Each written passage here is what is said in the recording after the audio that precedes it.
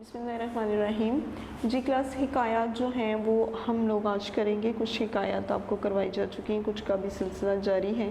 تو حکایات سب سے پہلے میں بتا دوں کہ وہ کہتی ہیں کہ جب سے انسان نے بولنا سیکھا، حکایت یا کہانی سننے کا جو سلسلہ ہے وہ انسان کے ساتھ ساتھ چلتا رہا، تو حتیٰ کہ مہذب معاشرے تک یہ جو ہے اس میں دلچسپی کا رجحان جو ہے وہ بڑھتا گیا، اور آہستہ آہستہ جو ہے وہ اس کی پیاس بھی بڑھتی گئی۔ حکمرانوں نے اپنے ہاں بہت سی قصہ گو ملازم رکھے جو کہ مختلف قسم کی کہانیوں سے سناتے تھے، اور ان کی باقاعدہ جو ہے انہیں تنخواہ دی جاتی تھی۔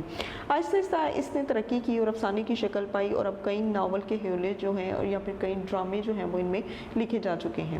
بچے جو ہیں وہ کہانیاں بڑے شوق سے سنتے ہیں، ان کا رجحان جو ہے وہ اس طرف بہت زیادہ ہوتا گیا ہے۔ کہانیاں میں آپ کو بتاؤں کہ اس میں جو ہے وہ زیادہ تر یہ ماضی میں لکھی جاتی ہے۔ کہانی کو کبھی بھی آپ حال میں نہیں لکھتے، یہ صیغہ ماضی میں جو ہے یہ تحریر کی جاتی ہے۔ اس کی زبان جو ہے وہ سادہ اور روزمرہ کے مطابق ہوتی ہے۔ قصے کا پلاٹ جو ہے وہ بہت مرتوب ہوتا ہے، اور پھر بڑھاپے کی بات کو بچپن کے پلے میں یا جوانی کا قصہ بڑھاپے کے کھاتے میں ڈالنا، یہ چیزیں درست نہیں ہیں، بلکہ کہانی جیسا ہے اسے ویسے ہی بیان کریں۔ لیکن ایک بات کہ اسے جو ہے وہ آپ لوگوں کو صرف اور صرف کس طرح سے لکھنی چاہیے کہ آپ کو اسے جو ہے وہ صیغہ ماضی میں جو ہے وہ تحریر کرنی چاہیے۔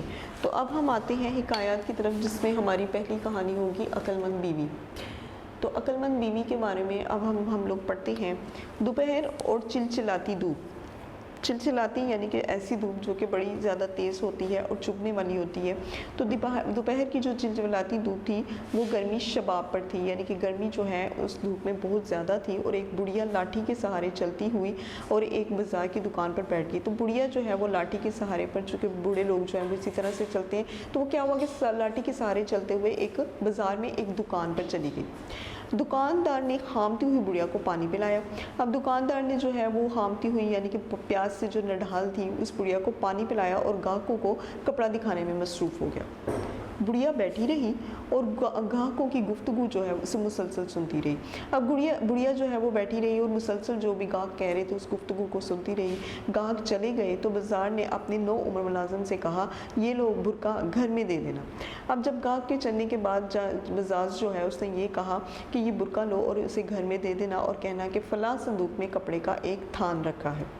اب برقع دینے کے بعد تم اپنے گھر والوں سے یہ کہنا کہ جو فلاں فلاں صندوق ہے وہاں پر کپڑے کا ایک تھان رکھا ہے، وہ نکال کر دے دے، گاہک کو دینا ہے۔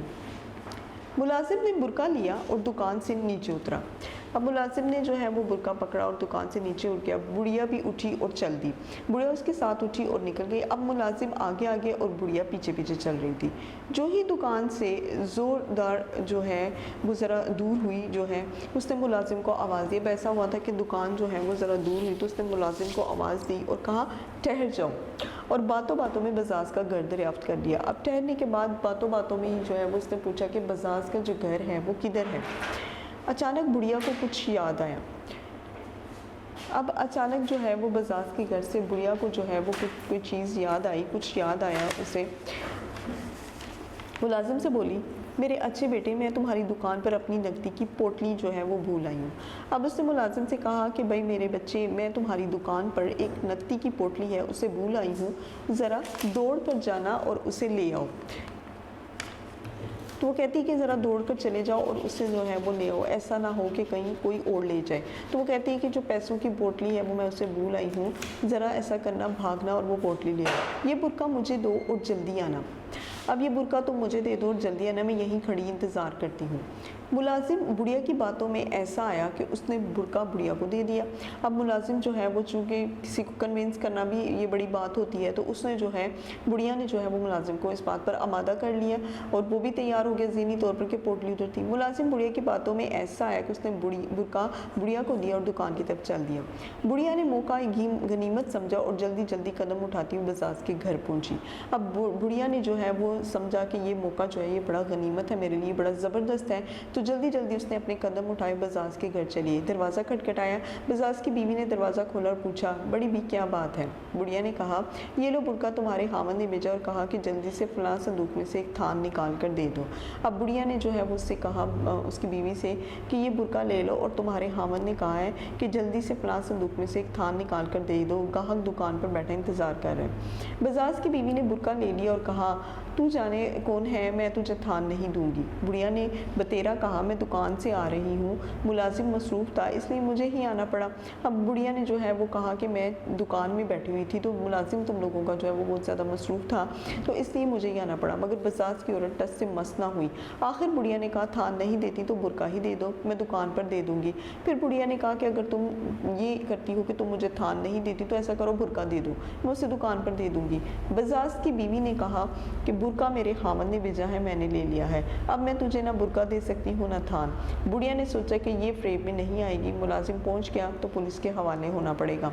अब बुढ़िया ने ये सोचा कि ये औरत जो है ये मेरे धोखे में, ये मेरे फरेब में नहीं आएगी और अगर मुलाजिम पहुँच गया तो मुझे पुलिस के पास जाना पड़ेगा। चुपके से भागी और पीछे मुड़कर भी नहीं देखा। इस रोज़ शहर में ये जो है ये ढंडोरा पिट गया कि एक जो है वो कटनी शहर में घुसी हुई। कटनी शहर में घुसी हुई से मुराद के एक जो है वो चोरनी जो कि मतलब तरीक़ों से चोरी करती है।